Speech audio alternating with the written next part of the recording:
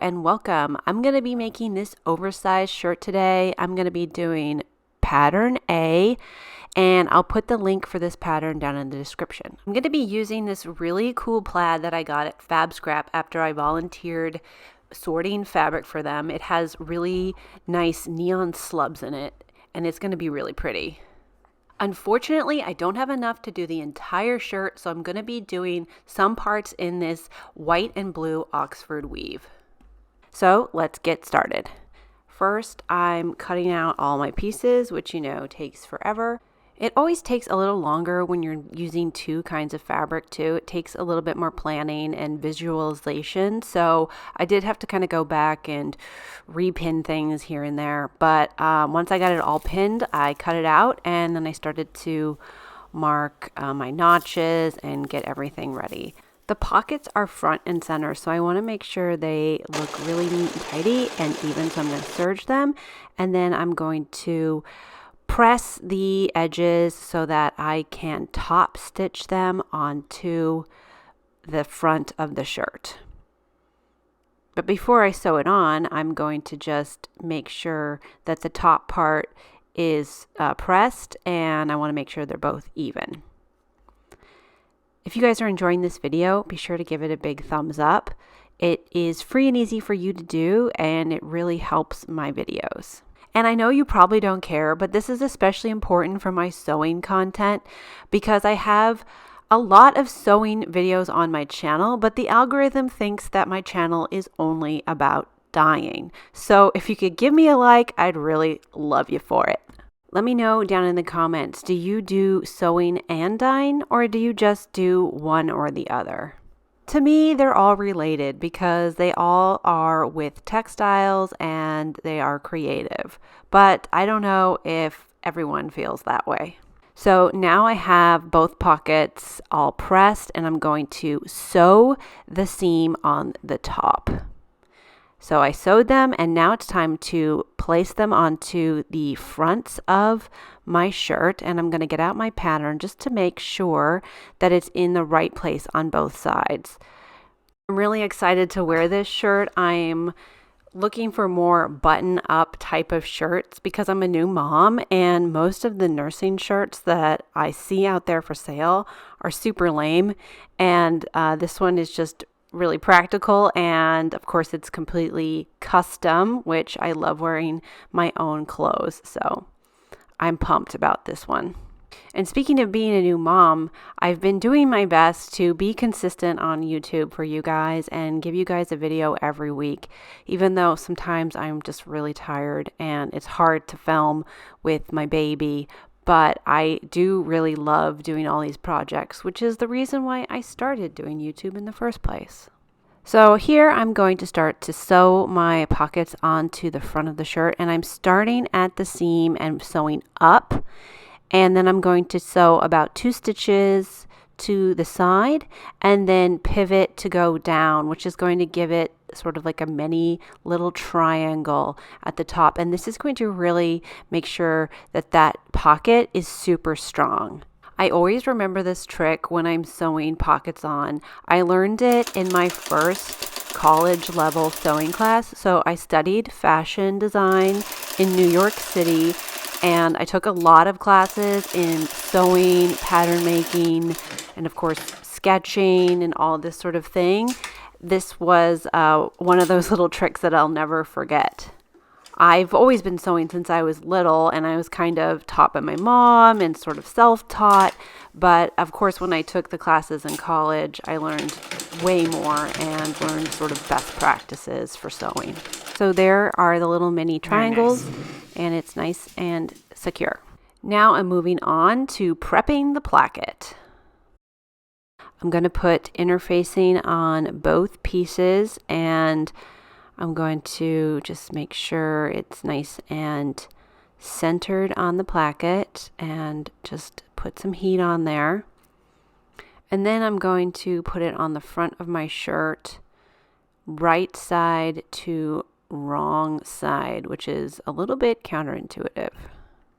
So here it is, it's been sewn on, and I'm going to just give it some steam and really press it And I'm going to do the seam on the other side and fold it over and create that placket. So you can see at the top there's a curve for the neckline, so it should kind of line up. So after I pressed it, I went over and stitched it on both sides to give it that finished placket look. And here are the front of my shirt. And we're going to move on. So now it's time to mark the back pleats. And I ended up cutting the back out of this Oxford. And I'm going to do a nice box pleat in the back with the box on the outside. And now I'm going to attach the yoke. I accidentally only cut one yoke for this pattern, so I had to go back and recut it, another one, but I'm going to just work with what I got now. And so you can see I sewed it on, and I'm just going to press the seam up into the yoke because that seam will actually get enclosed when I attach the other piece of the yoke. So I cut out another piece of yoke out of the Oxford because I didn't have any more plaid. And I'm going to attach it and sew it about a 1/16 of an inch down lower. So here it is. And what I'm going to do is press both yoke pieces up and make sure that seam is nice and tidy. And it's going to get enclosed inside of the yokes. So I'm going to first attach my shoulder seams for the front and the back pieces. So once it's sewn on, I'm going to take the inside yoke piece and fold that shoulder seam down so that it will also enclose the shoulder seam. So that way I don't have to finish any of the seams. It'll just be top stitched and finished at the same time. So I'm going to pin it and sew it. Okay, so now I have connected the front and the back and the pockets and the placket. And I'm putting it on the form to kind of see how it'll look. I think it's going to look really cute. Let's look at the back. So there's the back. It's got that nice sort of Oxford cross weave. Really cute. Next, we're going to do the collar. So next, let's prep the collar, and I'm going to fuse some interfacing to the bottom side of the collar. So I want the top part of the collar to be free and have the bottom part of the collar be stabilized. So once I get it fused, I'm going to pin it together and sew it up. And then I'm going to clip the corners so that I can get some crisp corners on my collar. And I'm just editing this video and in such awe of the really nice quality that this camera is picking up. I'm just so happy with my new camera. I cannot believe how nice it is, and I'm still learning how to use it, so be patient with me, but I'm really excited about it. So, all right, now the collar is all sewn up, and we're going to do the collar stand.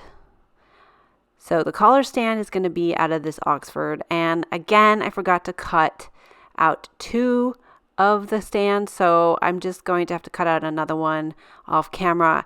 But first what I'll do is fuse the interfacing to the first piece on the collar. I like this pattern, but one criticism is that the interfacing is very confusing and you have to kind of account for the seam allowance on your own. So it's not a separate piece, but they say you have to cut off a piece of it so that there's a seam allowance with no interfacing. So what I'm going to do now is to put my collar stand on the outside of my collar, right side to right side, and here's the other piece that I just cut out. So I'm going to sort of sandwich it between those 2 collar stands, and then I'm going to pin it up, and then I'm going to sew it on the top and down on the side. So you can see there it's sewn up, and now it's time to clip it and to turn it right side out. I'm making the version A of this pattern, but I made the version B years ago, and it's more of like a stand collar, which was a lot easier to do. So if you don't want to do a collar, you can just do the stand collar. So now I'm going to trim out those clippings and just give it a few extra little clips. Turn it right side out and give it a nice press. So then I'm going to pin the collar stand to the neck, and I'm going to do the outsides and then the middle and then fill in the rest so that it's nice and even.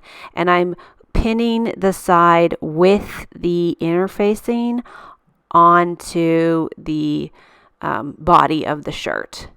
So there it's all pinned up, ready to be sewn. And I'm just going to do the one side. There it is. You see it sewn on.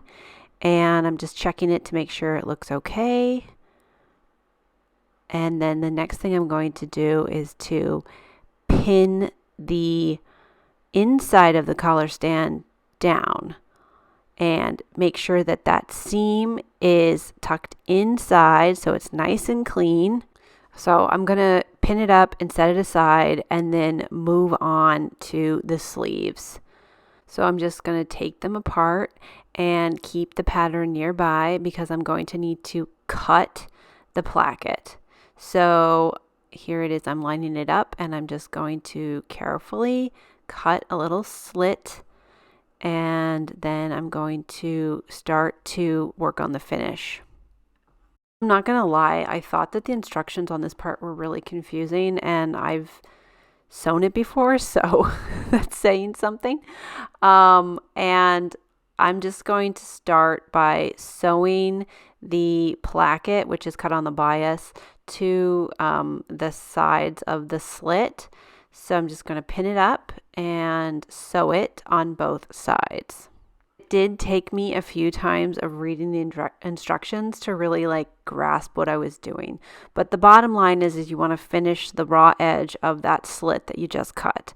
And the placket is cut from the bias, so that will make it easier. So here they are, both pinned up and ready to be sewn. So now I'm just going to sew them up, and I think about a 1/2 inch seam allowance, which is a little narrow.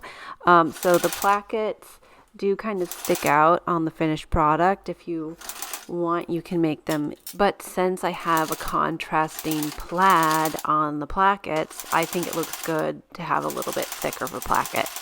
Once it's attached, I'm going to just give it a press and then press the raw edge over so that I can pin it up to be sewn together completely.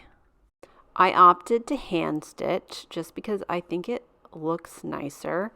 And also I find that stitching in these situations can just sort of make things look sloppy. So I wanted it to look really handmade and nice. So there it is.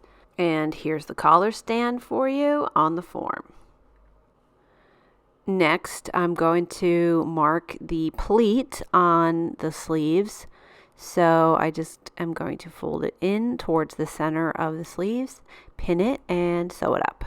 Next, I'm going to attach the sleeves, and I'm going to attach them before sewing up the body of the shirt. So I'm not going to be setting the sleeves in, which is like 1,000 times easier to do it this way. So I put the first pin at the top of the shoulder, and then I'm going to work my way down on both sides of that armhole. Sleeves are always just a little tricky, whether you're setting a sleeve or doing it this way.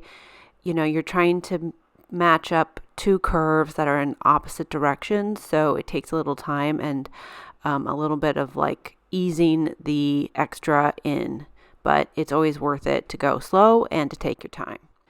You can see I used about 1 million pins, and once I got it completely pinned up, it's ready to sew and also serge to finish that seam. So now I'm going to go over to my machine and back tack, of course, and just sew it in very carefully and taking all the pins out one at a time. And once I got the sleeves in, I put it back on the form just to kind of make sure there's no puckers or weirdness happening. and it looks great. I love the way that the plaids are going together. So next what I did was I serged the raw edges of the side seam and the underarm sleeve. So now what I can do is just pin that entire thing up and sew it in one fell swoop. So here it is, it's sewn, and I left a little open part at the bottom for the vent. So I'm going to press my side seam open so that I can top stitch on that vent. Next, I'm moving on to the cuffs, and I'm going to put some interfacing onto half of the cuff, just like I did with the collar stand and the under collar. So I'm going to get those fused, and then I'm going to attach them to the opening of the sleeves at the bottom, which has a lot going on. It has that placket and the pleat already. So I'm going to use a lot of pins and just go slowly. All right, so I've put the cuffs on the sleeves, you can see here, and it has a little bit of excess on the sides because that's going to have a little edge here. So I'm going to sew these on next. So full disclosure, I probably should have put the interfacing on the other side so that the interfacing was on the inside of the cuff, but I didn't realize I did this until I was basically done with the shirt, and I didn't feel like going back and taking it off. So sometimes done is better than perfect. After I got the cuff on, I went ahead and pinned the sides of the cuff up so that I could sew those edges together too on both sides of both cuffs. So now the cuff's totally on, and I'm going to just fold over the seam allowance on the inside of the cuff, and I'm going to hand stitch that. Next, I'm just going to be hemming that vent, which I already pinned on the ironing board. So I'm just going to go up one side, pivot, and come back down the other side. And I'm sorry that the lighting is so bad in these clips. I was sewing at nighttime, just trying to get this shirt done. So that's why the lighting is bad. Okay, so let's figure out where the buttonholes and buttons, snaps, whatever I'm going to do on this, they're going to go. So this one goes on top because it's women's wear. What I'm doing here is pinning the placket together so that I can mark where I want to put snaps. I decided to go with snaps because I think they look really professional and cool. And there's a place in New York City called Star Snaps that you can go and just get the snaps put in, and they're really professional. And of course they do snaps for like high-end brands and all kinds of stuff. So I love going in there, but you do have to mark where the snaps go. All right, so I'm in the city and I'm gonna go to the snap place and get the snaps. This is the Garment Center in New York City in Midtown, and you can go there to find anything you want for sewing, from buttons to rhinestones, fabric, thread, anything. I actually made a vlog about the Garment Center, so if you want to check it out, I'll link it at the end of this video. The snap place is right around here, but I didn't get a chance to actually film them doing the snaps because they do it in the back, so I couldn't show you guys that process. All right, so my shirt's done. I think that it turned out really nice. I love the snaps. I got about 10 snaps, and there's 2 on the sleeves here. So I'm really excited about the shirt. I think I'm gonna get a lot of use out of it. It's really comfortable. It's 100% cotton. I love the fabrics. I love the way it turned out, and I love the snaps. If you guys have done other oversized shirt patterns, let me know which ones you've tried and which ones you like. This one is really great, and I'm always looking for new ones. So drop down a comment if you have a good one. If you like this video, be sure to give it a big thumbs up, and be sure to subscribe for a new video every week. Thank you guys so much for joining me, and I'll see you next time. Bye.